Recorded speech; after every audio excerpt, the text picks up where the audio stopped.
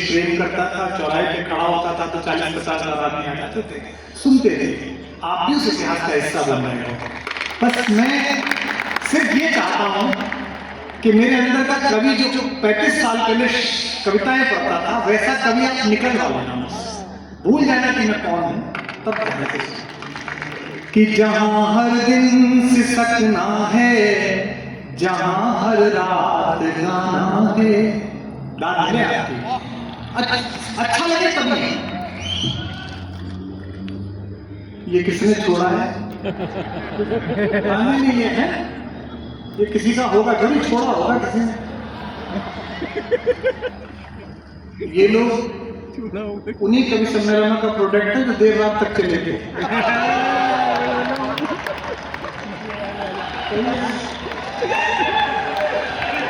रात को 1:30 बजे देखो कि जहां हर दिन सिसकना है, जहां हर रात गाना है। मुझे लाइए मेरे रंग में। हमारी जिंदगी भी एक तवाइफ का घराना है। अब बात नहीं आ रही है। हमारी जिंदगी भी एक तवाइफ का घराना है। बहुत मजबूर होकर गीत रोटी के लिखे मैंने। कविता तो ठीक है, लेकिन लड़का करता क्या है? ये करता है जो अपनी लाइन में बोल रहा हूं। बहुत मजबूर होकर गीत रोटी के लिखे मैंने। तुम्हारी याद का क्या है, उसे तो रोज याद है।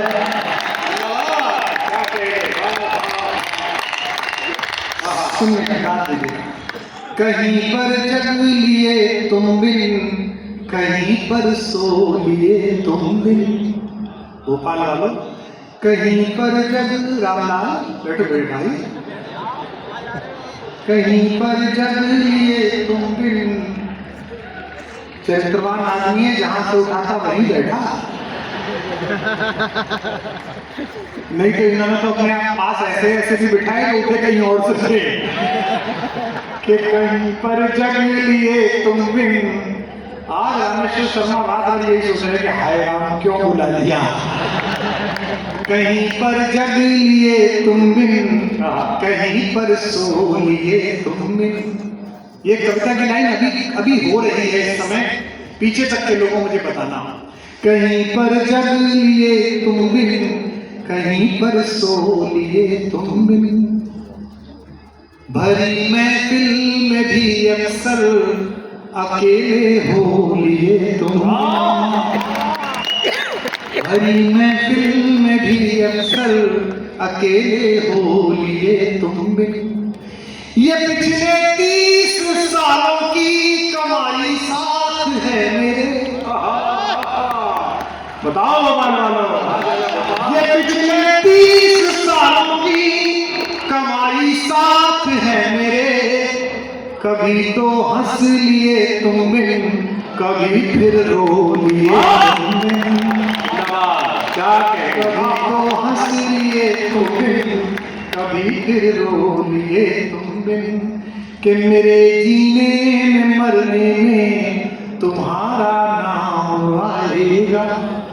मैं सांसें रोक लूं फिर भी यही इल्जाम आएगा।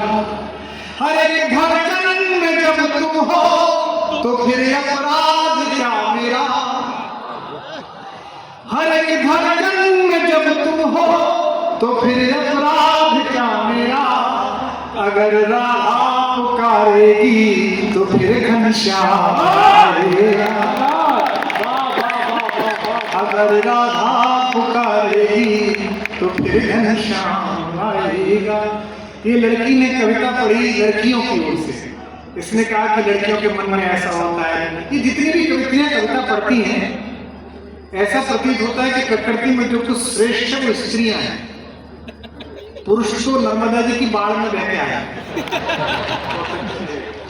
अच्छा, ये ऐसा नहीं है जो तूने कहा था, बोला था कि स्त्रियों के पुरुषों की, ये हमारे साथ है। किसी के घर में बेटी पैदा हो, आप जिसके घर में लड़की पैदा हो, वो आपसे क्या कहता है? भगवती की कृपा से लक्ष्मी आई है। लड़का कहता भाई साहब बड़े झाड़ फूक से लड़का है। तो हम सब झाड़ फूक से पैदा हुए हैं।